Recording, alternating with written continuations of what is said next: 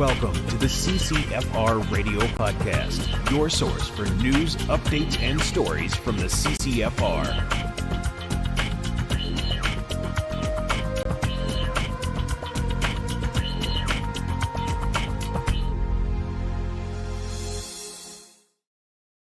Hey everybody, welcome to episode 105 of the CCFR Radio Podcast. I'm your host, Rod Giltaka. Thanks for joining me again. 105 episodes.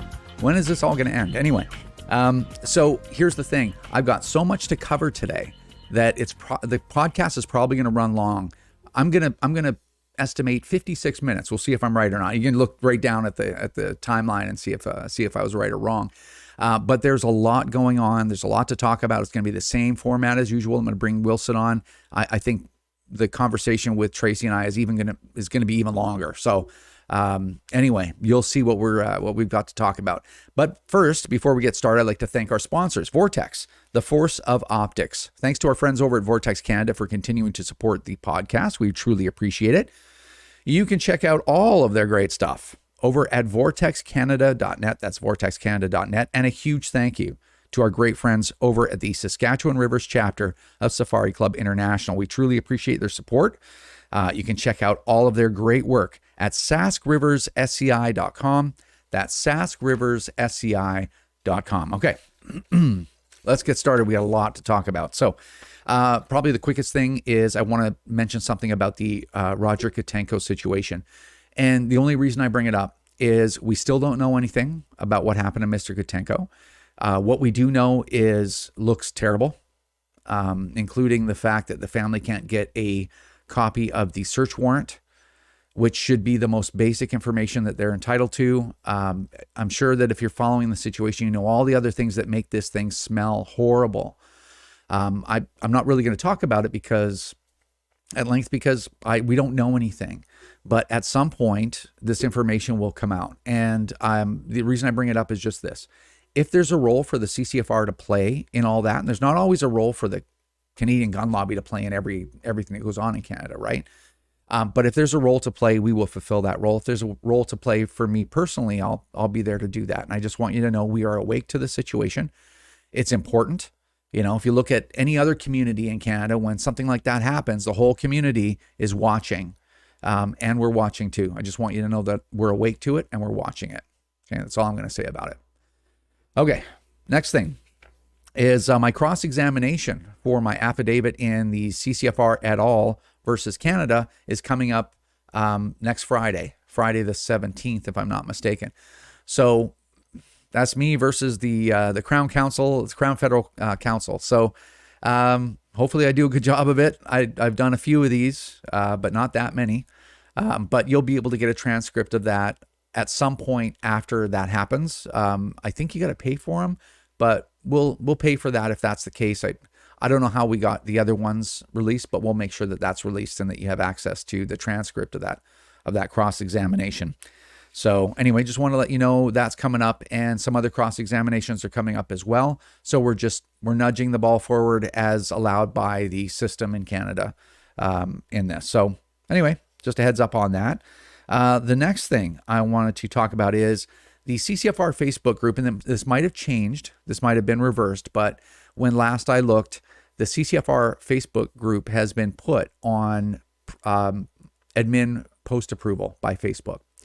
So basically what this means is if I went in there and tried to post something on in the closed CCFR Facebook group, that notification would go to the admins and they would have to look at my post and approve it for anyone else to see it. I think, hey, I don't know everything.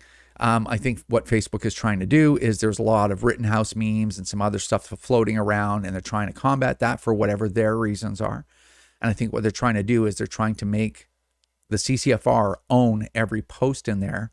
Thus, if they decided that they wanted to delete our group, that, you know, for violating community standards, they can say, well, you own these posts because you approved them. Now we're deleting your group. So the reason I bring this up is maybe that's been lifted. I don't know. But when last I checked, we were on post approval. So a bunch of points. Okay. Number one, this is a huge burden on the admins. And I can't tell you how much I appreciate the people that admin the CCFR Facebook group. That's nothing I could ever do, would ever have time to do. And they do it for free. They're volunteers. And they've successfully kept our group when a lot of other groups actually have been deleted, right? Been destroyed. So as much as some of you out there would like to post a funny Rittenhouse meme or something else that might be of questionable taste, or something else, not even that is in bad taste, but that Facebook themselves have determined it's a violation of their community standards. They have their own reasons for everything, right? Facebook wants to, in my opinion, promote a narrative and enforce a narrative.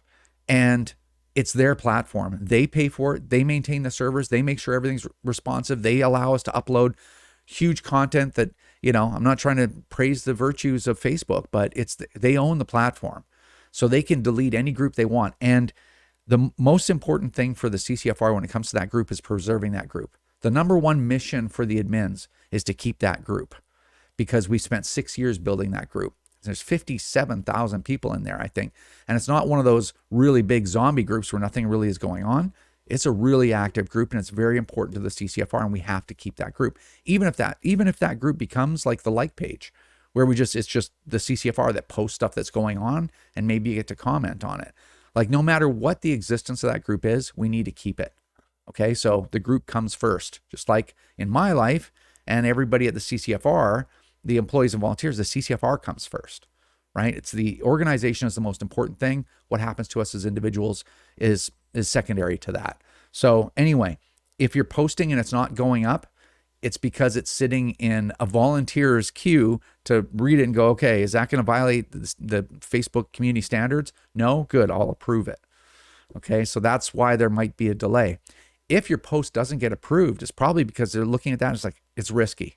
If it's in the least bit risky, it's not going to get approved, right? Because we have to keep that group. So, those people out there that are, swimming around going, where's my free speech? Like, it doesn't exist on Facebook. It doesn't exist when someone else is paying for that server space, right? And then secondary to that, there's another layer, which is our layer. We want that place to be a place where people can ask questions and not have their head ripped off.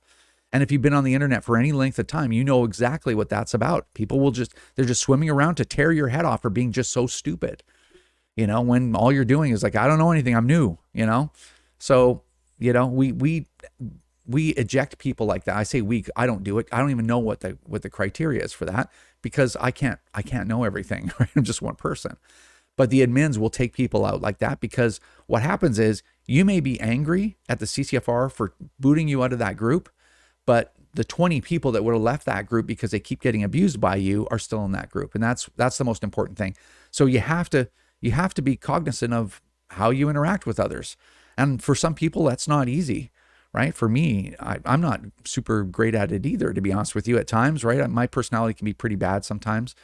And where I'm like, I came off like a real jerk when I didn't really mean that. It's just that sometimes I have resting bitch face. Sometimes I don't know what to say, so I'm sitting there silent. People are like, what's with this guy?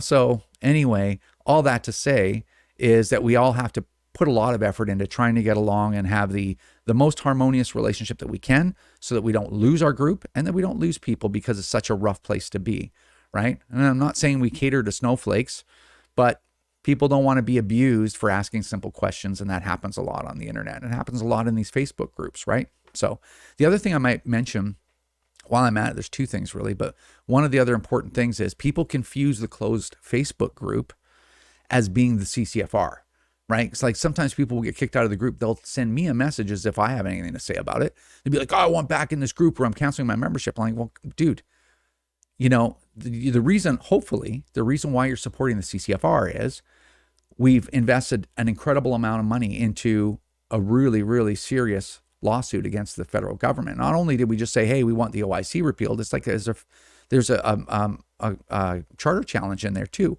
And we hired a really, really highly qualified legal team for the first time ever too, just to see if that will help. We're taking a risk on that. It might not help, but it could. At least we've said, hey, we tried that and it didn't work. Now we know not to do that again. Or, hey, it did work.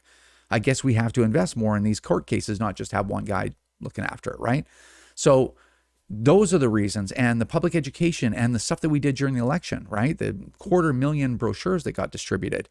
These are the reasons why you should support the CCFR, not exclusively because we have a closed Facebook group and it's fun to run around in there. Like, anyway, hopefully we kind of understand both our perspectives on that. I understand yours, you understand mine. So anyway, just things to consider. The other thing I wanted to bring up about social media is that because we've been facing increasing censorship, in fact, the only people that haven't been censoring the CCFR or making life difficult for us is YouTube. It's been pretty good on YouTube so far. They've been censoring a lot of other people, but not us, thankfully. But nonetheless, we're not going to wait until that happens. So I just finished the day before yesterday a new social media policy and strategy that we're implementing. So what I'm going to do is I'm going to release all that information with 2 other really big announcements in the next podcast. So you'll know all about that strategy and where else to find us on the internet and how you can help us cultivate the same culture that we have in the closed Facebook group with the other platform that we chose. And then also you'll have another place to find our videos in case things go dark on YouTube. So we have another video platform. And as far as social interaction, we have an alternative for Twitter and Facebook combined. Okay, so I'll tell you all about that in the next podcast.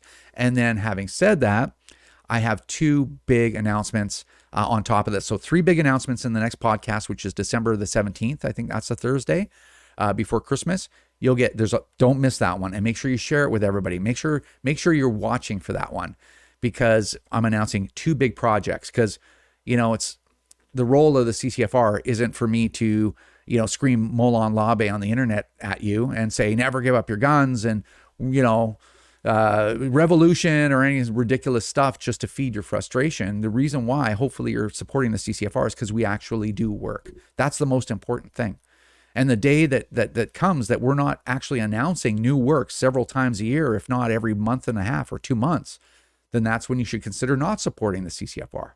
We're going to try every single thing that we can to protect our ability to own and use firearms in Canada.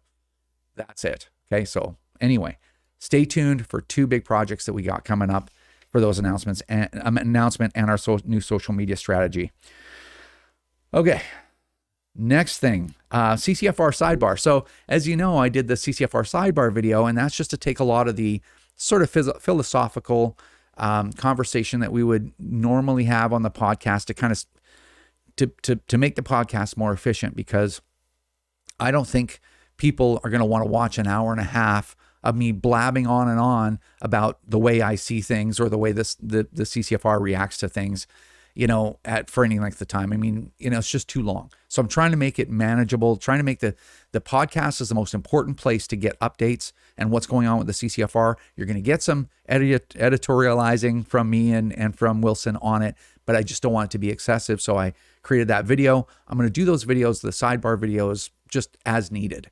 Okay. So as people, make comments and I see them and I'll remember them or write them down, and I'll be like, that should be addressed and stuff. And as they accumulate, then I'll do another sidebar video. I got some emails, some interesting ones, which I'll probably address as well in the next one. It might not be that long till you see another one, but I'm sure that the frequency will start to decrease as I start addressing all this stuff. And if you're new to the CCFR and you wonder like how we see things and why we do things the way that we do, go check out the sidebar videos, and a lot of those answers will be there so that I don't have to repeat a lot of things, even though I probably will end up having to. So anyway, hopefully you liked it. It seems like a lot of people watched it. I think over 6,000, almost 7,000 people watched it, I think, from the last time I looked. And the comments were good. And hopefully you appreciate that extra content and answer some of those questions. So I covered that. Now for a little bit of editorializing that I was talking about. This is kind of fun. All right, let me just get this up and started. I think this is just funny if nothing else. Okay, so our friends, our irrational friends over at Police they tweet crazy stuff all the time. But it was kind of interesting and worth talking about, right?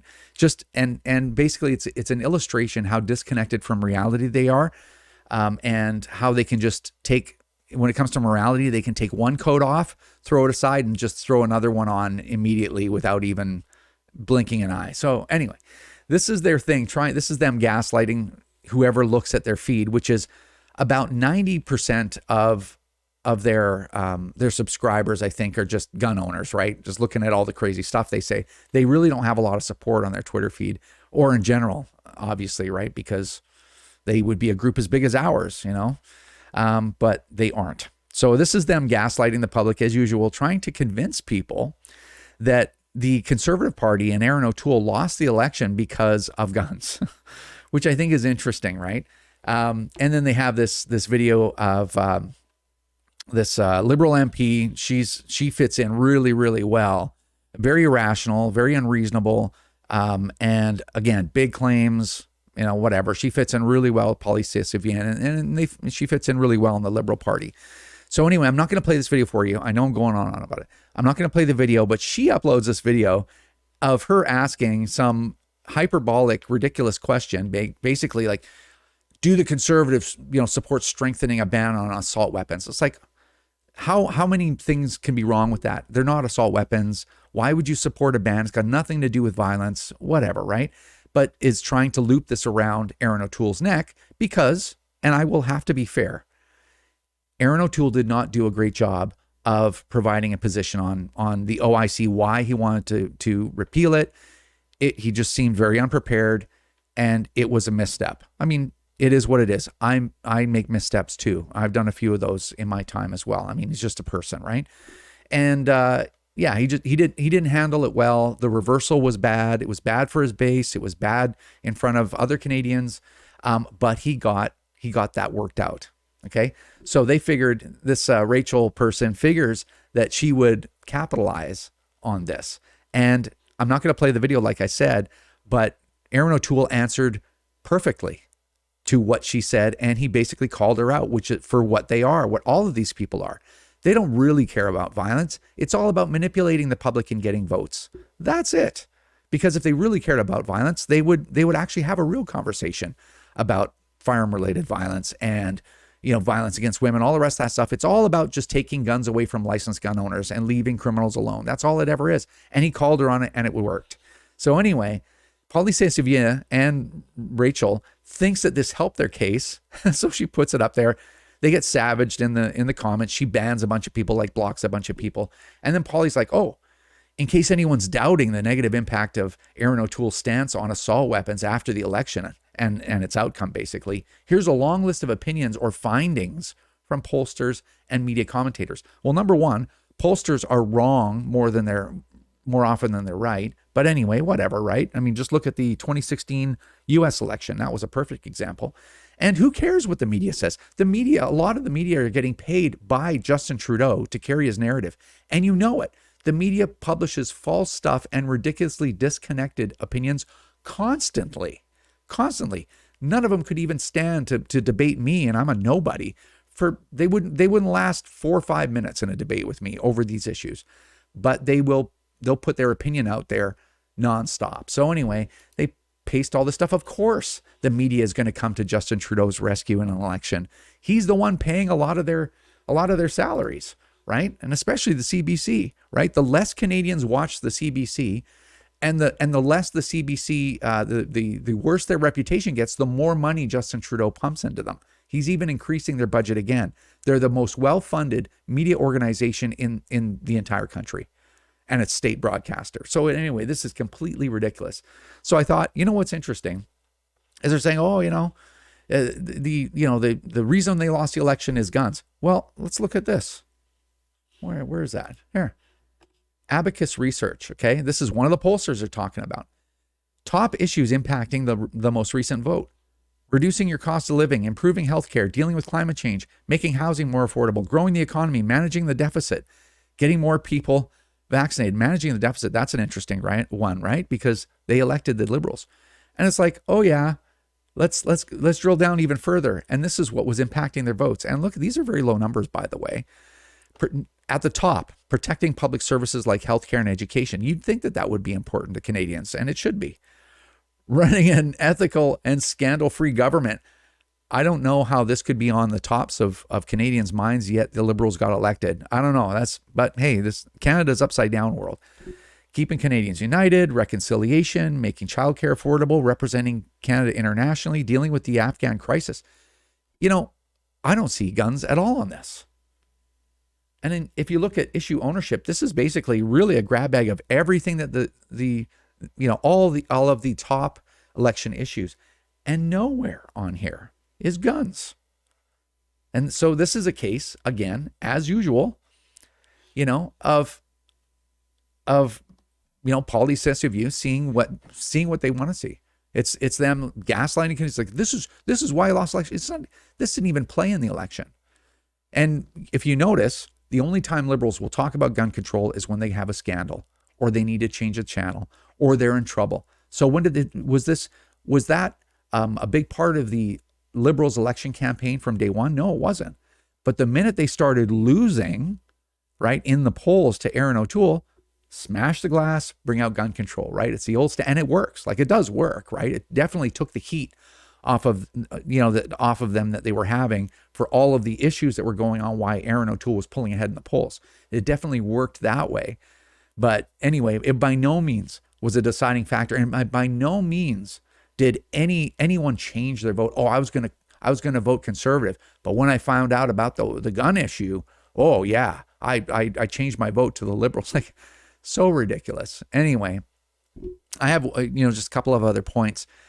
If the gun issue was really that important to most Canadians, you'd think that they would be more vocal about it, right? So I'll give you an example. Paulie Saint-Sauveur and the crazy docs and all of their minions out there, right? All of the lesser groups and pundits, as you were, mostly on Twitter. They don't really exist anywhere else, right? They keep coming up. They're like, 80% of Canadians said that they don't want assault rifles on our streets. It's like, well, yeah, no kidding. Call anybody in Canada up, other than anyone that really understands this issue. Call them up at dinner time. A stranger call them and say, hey, listen, do you think that we should have assault weapons on Canadian streets? Everybody's going to say no. Everybody's going to agree with that. I don't want assault weapons on the streets either, and I'm the stinking gun lobby, right? It's so comical. So they're like, oh, look, Angus Reid found that most Canadians want, more stringent laws on assault weapons. Well, 80% of that 80% don't know a single thing about this topic. They're responding appropriately to the question that they're presented with. Of course they're going to say that. Where the rubber really hits the road is that the Coalition for Gun Control, and aided, like 100% handheld by Paulie Saint-Sauveur and the Crazy Doctor for Protection from Whatever, right?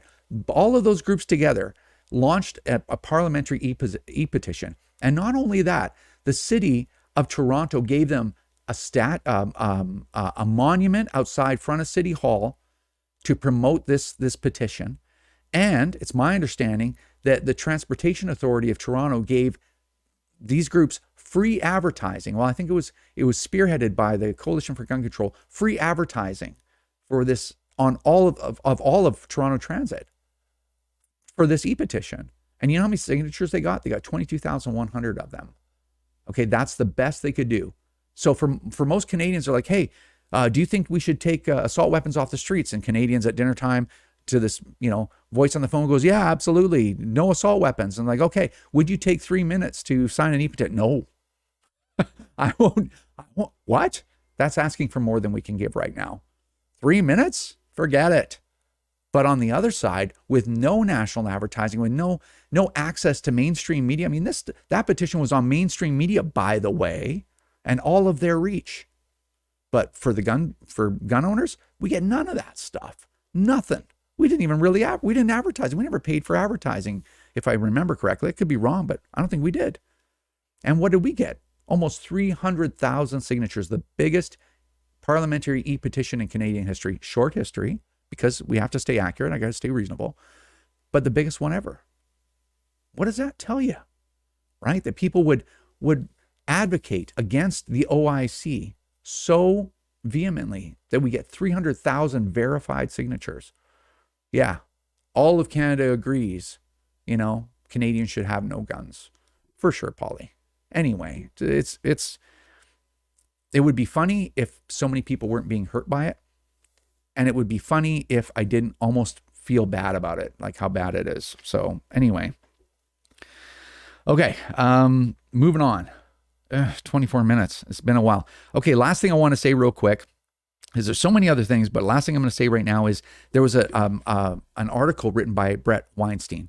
And this is a professor, and I think it was Northwestern University. I could be wrong. It's all by memory. No teleprompter here. A professor in Oregon, just outside of Portland, I believe. And he was a hardcore leftist, like a centrist, center-left guy. Nothing right-wing about him at all. And then he was mobbed by the left for not going along with some crazy lunatic, ridiculous idea and some kind of social justice action that happened on campus. So right away, it's like, if you don't agree to whatever we say, no matter how crazy it is, no matter how ridiculous, no matter how dangerous it is, you are alt-right. So right away, and he got to experience it. And that's how, and I wouldn't even say he even got red-pilled by the whole situation. He was just like a reasonable guy that went, this is ridiculous. This isn't sustainable. Right? It's fracturing our country. It's fracturing our society, and it's going to cause a collapse because these things do eventually, right? And so anyway, he sort of got 25% red pilled, and he's like, okay, I think I'm going to have to step up, take the slings and arrows, and just start talking reasonably, but in a public fashion, because this is wrong. It's going to hurt everybody, including the left. They just don't acknowledge it. They don't want to acknowledge their reality. So anyway, he wrote an interesting piece on the Second Amendment. Of all the carnage that comes with the Second Amendment, is it really worth it? And looking at both sides of that. And like I always like to read as much as I can, as much as I possibly can, with everything I have going on, of opinions of the opposing opinions, because I can always miss something and be on the wrong side. I hate to be wrong. And like if opposing gun control in Canada was factually wrong, I would switch positions and advocate for it, because there is right and there's wrong. And if you're advocating for wrong, you're wrong. You shouldn't do it. It's bad for our society. So anyway, I always like to read the opposing view of things. And so it was just very interesting. And that was the process that Weinstein went through when he wrote this article. And I just thought it was interesting. It's American, I know, it's not Canadian. I like to stick to Canadian stuff. But anyway, I put a link in the description box below so you can check it out. It's worth reading, just to kind of just move some ideas, a thought experiment, right? Just kind of kick some stuff around and just see what seems reasonable to you. So anyway, I wanted to draw attention to it. All right, I've talked long enough. I'm going to bring Wilson on and we'll take it from there. All right, on the Skype, we have Tracy Wilson. Wilson. Giltaca. Here we are. Here we are. All right. Before we get started, just to let everybody know, like I tried to, the intro I did yesterday, I wore the same shirt to make it more seamless, but the intro I did yesterday, and we were unable to finish it. And we also did the neon sign draw, which is the first order of business. And we can't redo it because the person that won. So I'm just going to cut across and show you the footage from yesterday. So here it is. Let's get the draw going. Okay, so we're going to, as usual, count the number of rows here. So we're starting with 1, of course. It's a math thing, and yeah, it's not that liberal math, though, is it? And 285. So 1 to 285. All right. 1. Yeah, really Those good are odds. So while not that many people are interested in this sign, the odds are great. Yeah, the odds are great that they will get it. Wait. What do we got? 259. Ooh, a late entry. 259. All right. So it's Matt from Flinton, Ontario. I'm going to get Matt's full name. 1 second. Let me get away from there.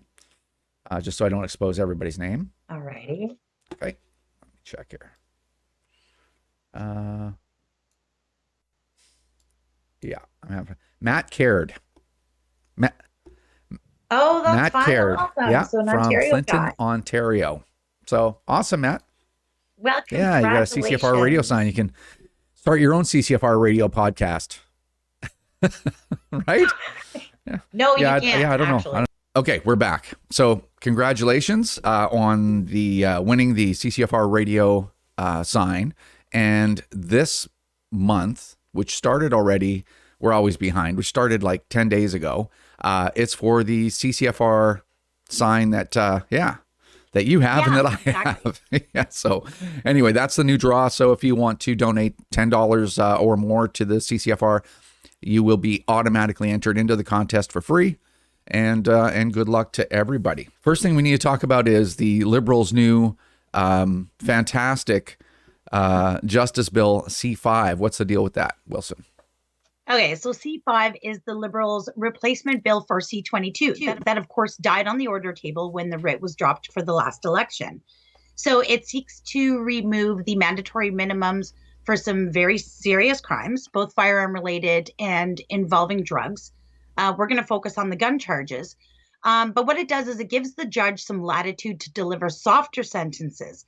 Justice Minister David Lametti has been selling this bill on Power and Politics and a bunch of other interviews as a measure to make the justice system more fair, since Black and Indigenous Canadians are overrepresented in prison facing these charges.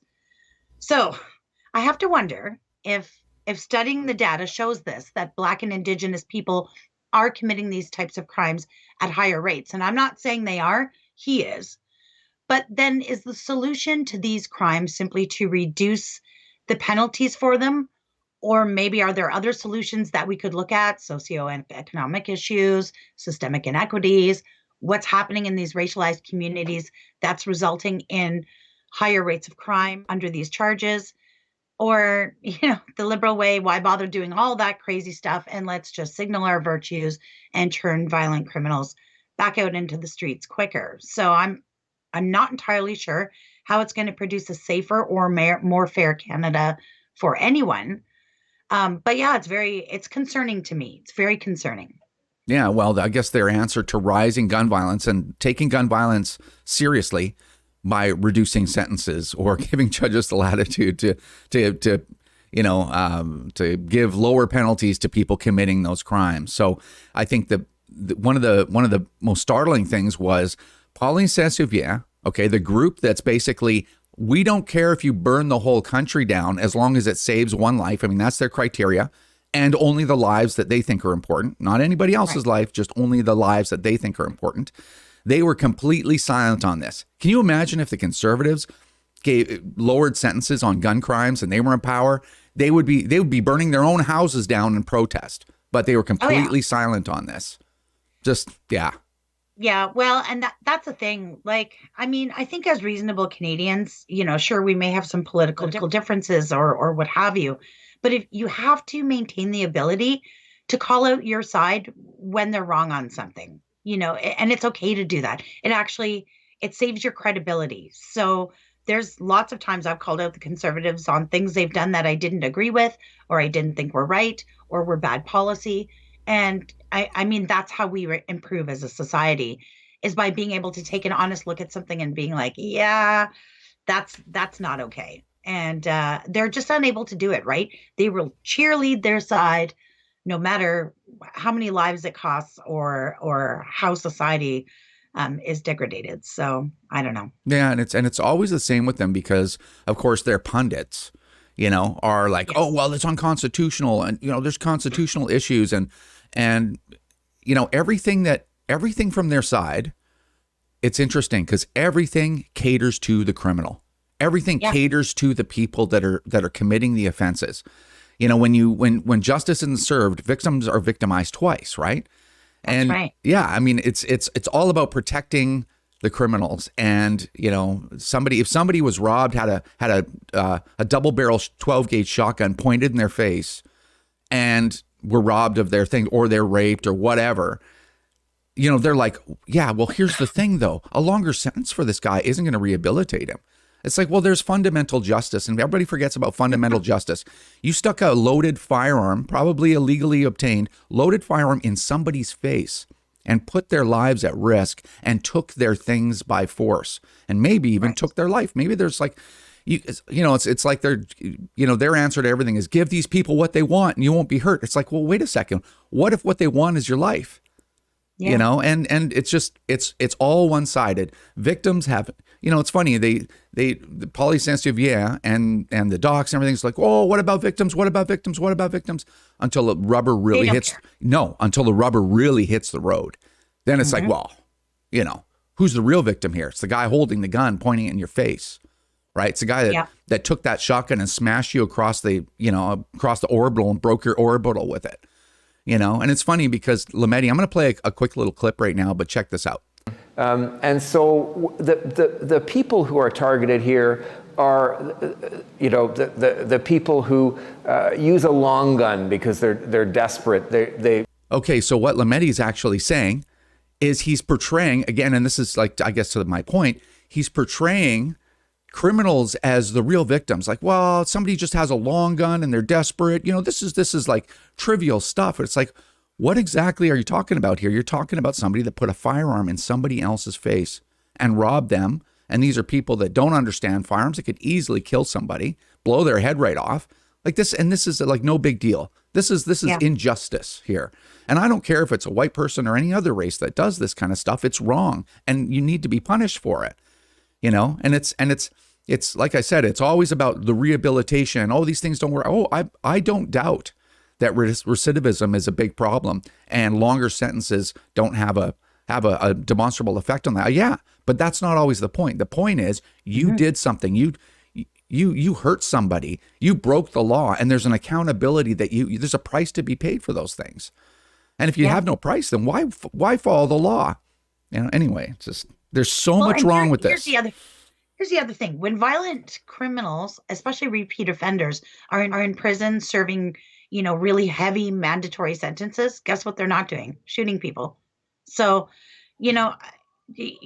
like, I agree, rehabilitation needs to be part of the conversation to sort of stop the revolving system.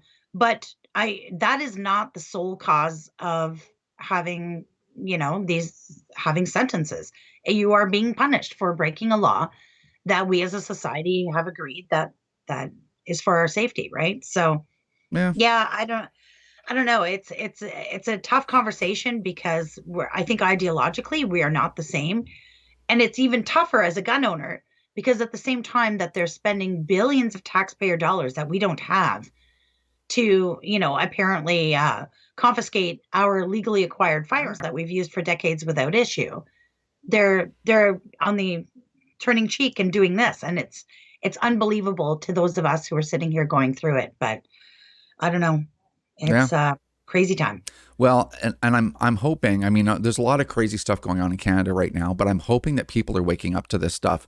I know that there are a few people, right, that are victims. Yeah. Surviving family members of victims of gun violence that are like, what the hell are you people doing?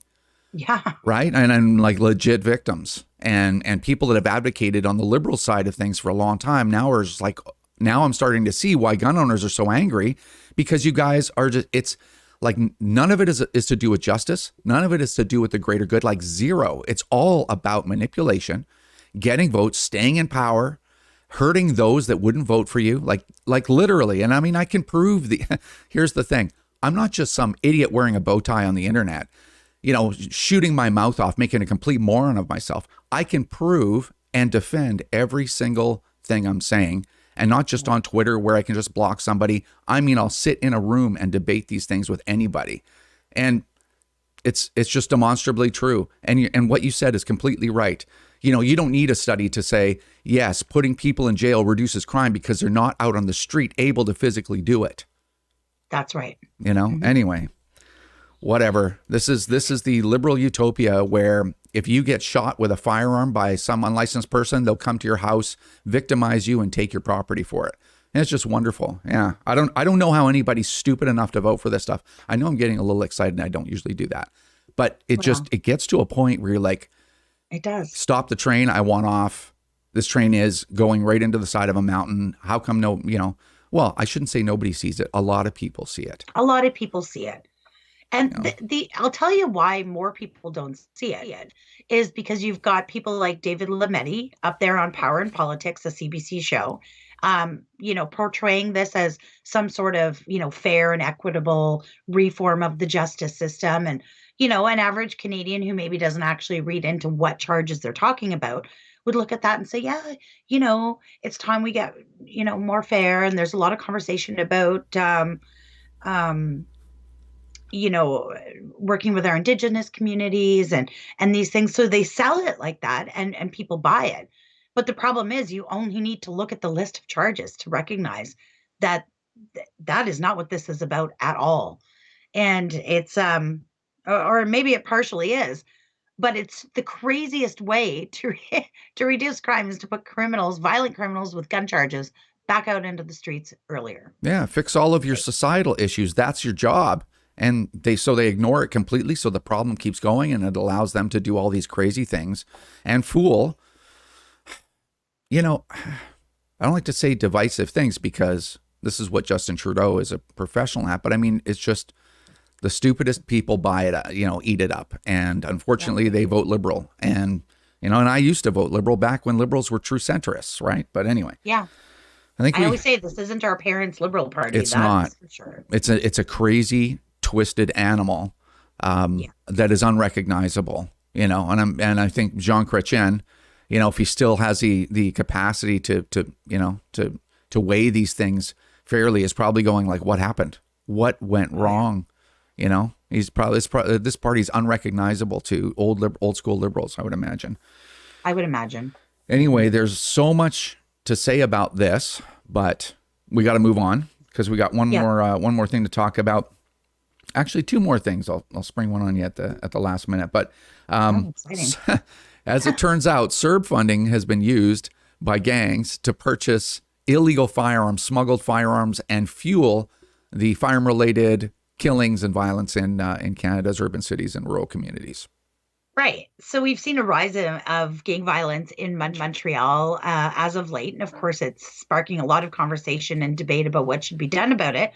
But there's a case for there's a gang in Montreal who was caught using CERB funds. They were organizing themselves, filing and receiving these CERB funds. They received, I think it was $108,000 that this one gang got. So, I mean, although this is just one case that we're hearing about, it's because they were caught doing crime, taking their phones and everything else led to the investigation into where they got all their money. And it turns out they got it from the federal CERB fund. So they've been buying guns, they've been buying drugs, prostitutes. It's been leading to a whole bunch of crime in Montreal. And it begs the question, they knew back in June of 2020 that this had happened, that this gang was organized and getting access to those CERB federal funds that was meant to help people through the pandemic. And although they found out about it, they've done absolutely nothing. There was no measures put in place to sort of prevent this from happening again. So although we've only got this one case to go off of so far, I can't even fathom what the actual number would be nationwide of crime syndicates and organized crime and gangs and who knows, who really knows how much of that federal funding that, of course, you and I and every other tax-paying Canadian owes, how much of it was redirected into crime and violence and costing lives right now in the city of Montreal.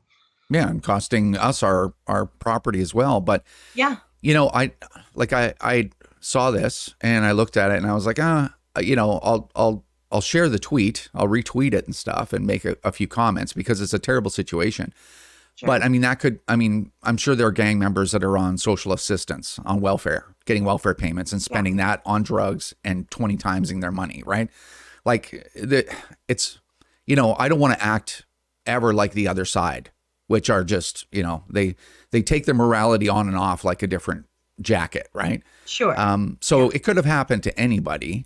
And I understand the reason why the requirements to get CERB were so loose, because more red tape means more effort and more delay to get that money to people that might have needed it right away. So I get that.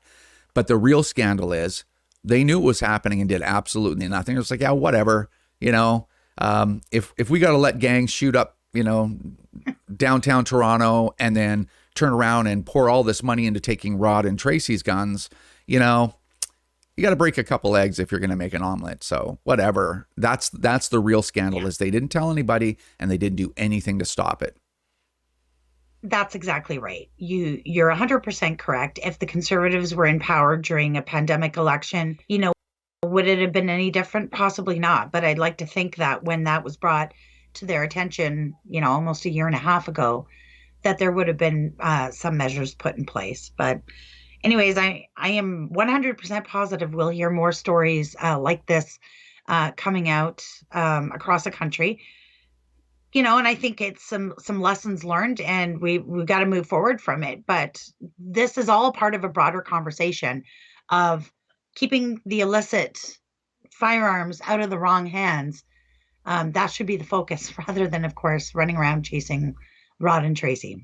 So. Yeah, well, and the other thing is that could have happened to conservatives, as we acknowledge. But you know what? The conservatives would have done something, because conservatives don't like criminals running around shooting people. The liberals don't seem to have a problem with it, right? In fact, they're trying to get them lighter sentences for running around people running around pointing guns at innocent Canadians. And, but that's the difference. The conservatives would have been like, okay, here, this is a problem. What are we going to do to counter that? Because they don't like that, right? That's a difference in the ideology there. And I'm not cheerleading or carrying water for the Conservative Party of Canada. I carry water for gun owners and productive Canadians who, work hard and play by the rules and push the country forward, not people that want to tear it down. So, but anyway, just a couple of comments there, I guess. Now, the last thing is the Gunny Girl calendars are out, and are they gone, or are they almost gone? Like, I can't believe how fast they're selling. The store's overwhelmed. I know I was talking to them at the beginning of the week, and there was like 500 orders came in basically at once. And like, you have to recognize, like, think about the logistics involved. It's not like they order, or hire extra staff just for this short period of craziness at the store. So I think you've got like 2 people packing orders, and when they're coming in twice as fast as they can get them filled, they are definitely behind. So I know everybody's been emailing and looking for their calendars. They are going out. They should make it there before Christmas if you have ordered prior to yesterday. So that should be fine. There's also some opportunities to get one in person tomorrow. Actually, I'm heading onto the other side of Toronto. We will be at Select Shooting Supplies tomorrow from 10 until 12. We'll have calendars on hand. So if you didn't get to order one in time to get it for Christmas, don't worry. Come on down to the store and pick one up. We'll have a bunch of the ladies there in CCFR gear. They're happy to sign calendars, take pictures. Just a great opportunity to sort of connect before the holidays. Then we'll also be at Bullseye North in London from 2 until 4. And doing the same thing. So same ladies, we're going to go stop for lunch and then head over to Bullseye, do the same thing there. Great time to do your Christmas shopping at these retailers who support the CCFR and in particular the women's program. And then for you guys out west, of course, we can't forget about our friends in Alberta. So there's a team of gun girls that were in the calendar from Alberta who will be at the Calgary Shooting Center tomorrow from 10 until 12, doing the same thing. So you can connect with them there, pick up some calendars, and then they'll be over at the Shooting Edge between 2 and 4. So the calendars, on Monday, I'm going to do an inventory and see where we're at, because I feel like we are getting tragically low. So yeah, we will see where we're at. And I'll post about that. So make sure you follow me on social media. But I think we're about 80% sold out. So it's crazy. Now it's funny. Now let's talk about something else. And you're like, I got to go. But well, you use the word tragically. Now you know where this is going. My heart was actually broken. There's a lot of people who, the Hip is one of those bands, the Tragically Hip, a Kingston band, is one of those bands you either love them or hate them. And I got to say, I've loved them my whole life. I'm an Ontario girl. I've seen the Hip play live 27 times, including the second last show before Gord Downey's untimely death from brain cancer. I actually took Summer to the concert, and it was probably the most emotional thing I've ever been to. It was 40,000 people standing in a stadium. We stood the entire show. Nobody sat in their seats. Everybody stood, but it wasn't like a crazy rock and roll vibe.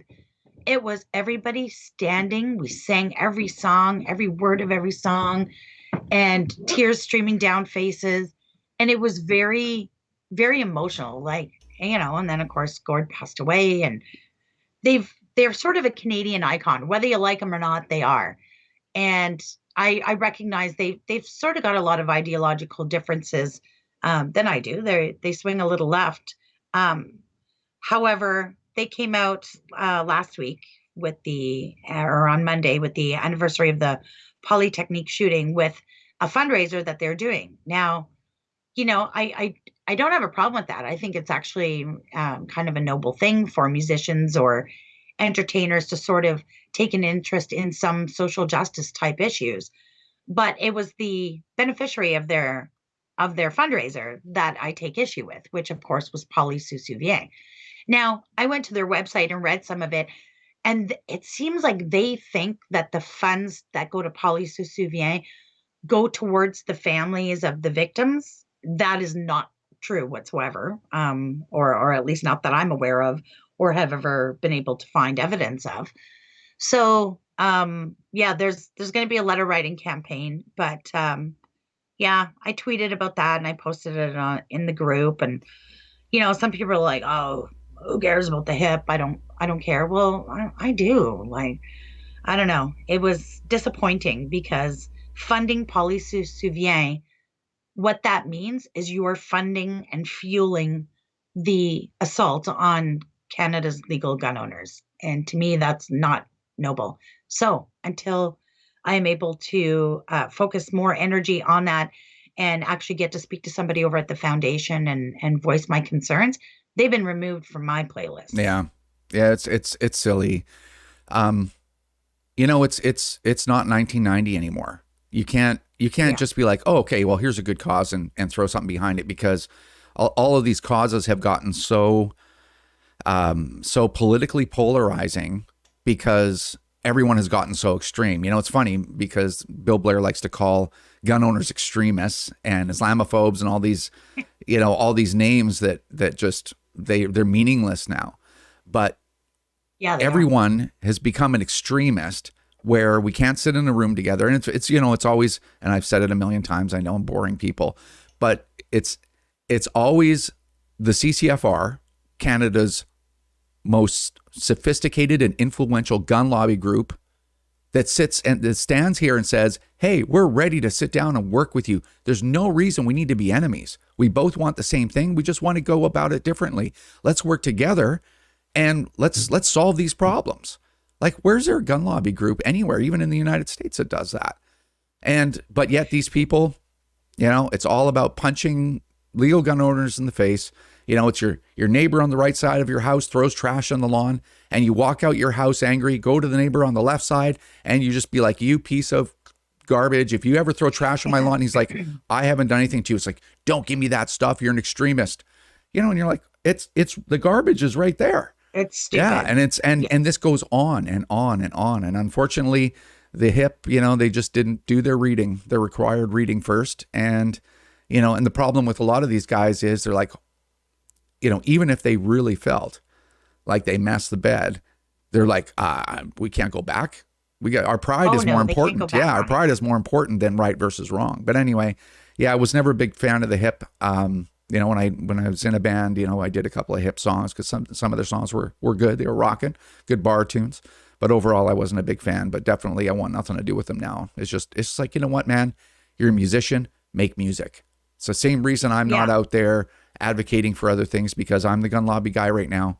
I do gun lobby stuff. So anyway. I got to say, though, just real quick before we sign off, I know this is running a little long, so I'll be really quick. Speaking of the December 6th anniversary, there was a beautiful memorial here for that in Ottawa, which, of course, is our nation's capital. It's where the laws are made. It's where the politicians are. And it was a 2-hour long memorial, and it was great, actually. They had it was in support of Harvest House, which provides emergency housing for people in crisis, for women, for children.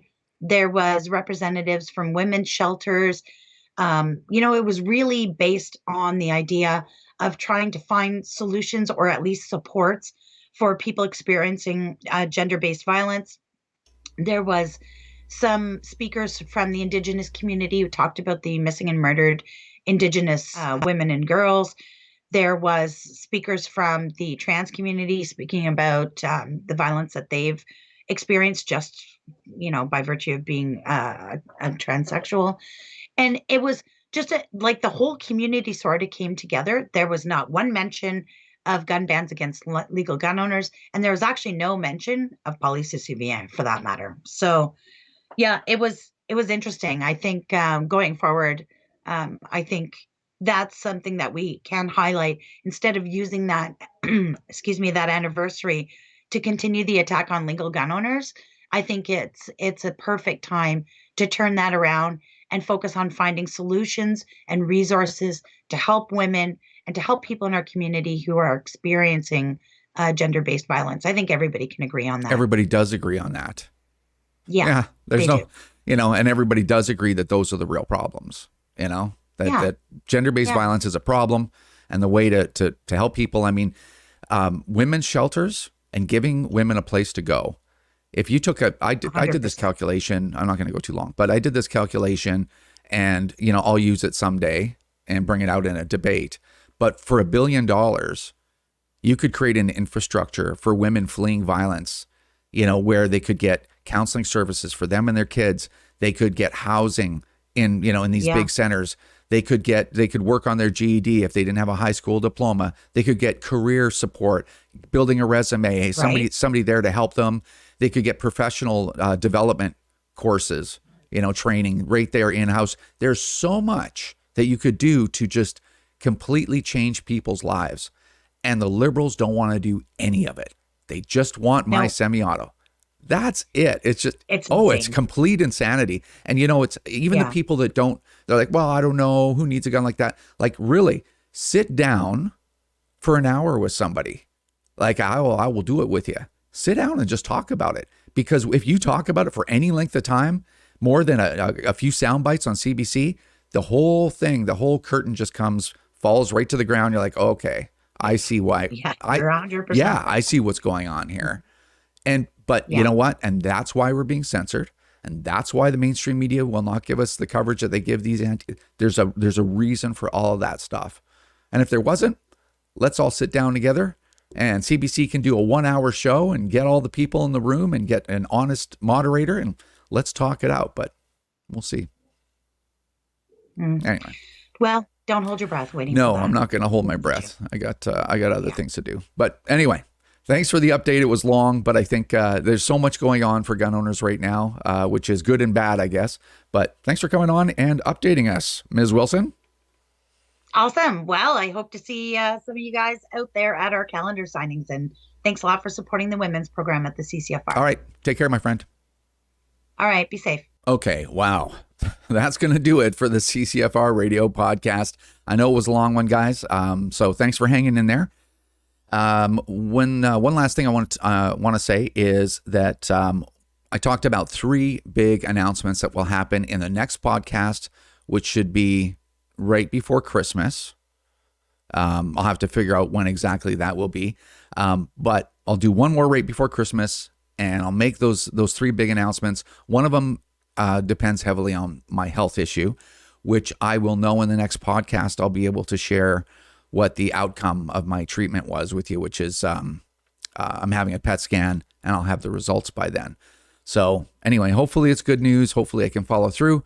But regardless, you're going to have 2 announcements. But that third one that depends on my health is kind of a fun one. So I'm hoping for the best there. Anyway, thanks everyone for your support. If you want to become a member, check us out at firearmrights.ca. If you want to donate, remember your donations will trigger an automatic free entry into our contest for the sign that's behind me, the big CCFR sign. So we'll be drawing for that next month. So anyway, I'll see you all before Christmas. Thanks for all your support. Take care, and we'll see you soon.